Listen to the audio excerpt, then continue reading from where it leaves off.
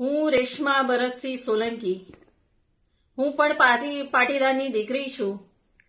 પરેશભાઈ, પ્રતાપભાઈ, વિરજીભાઈ ઠુમર, જ્ઞાનીબેન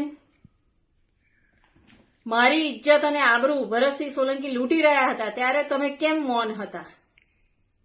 મેં તમારી પાસે ન્યાયની ભીખ માંગી હતી, પણ તમને ત્યારે સમાજ દીકરીના સ્વાભિમાન કરતા તમારું અભિમાન વહાલું હતું.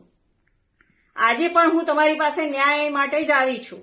તમારા પક્ષના નેતા દમન આચરે ત્યારે મૌન થઈ જાવ છો, પણ આજે તમે જાગ્યા છો તો મને આશા છે કે માવડીઓ અને બહેનોનો ભાઈલો બનેલા પરેશભાઈ, તમે અમને ન્યાય આપશો કે પછી માત્ર રાજકીય લાભ ખાટકવાનો હોય ત્યારે જ જાગો છો અને ઢોંગ કરો છો?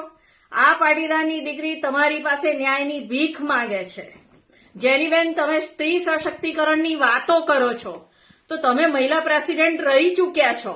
જે તે ટાઈમે પ્રેસિડેન્ટ હતા, એઝ અ મહિલા પ્રેસિડેન્ટ તરીકે તમે મારો સંપર્ક કરવાનો પ્રયત્ન કર્યો છે? તમે નથી કર્યો. તમે કોઈ હાલચાલ નથી પૂછ્યા, તો આજે કેવી રીતે તમે જાગી ગયા છો?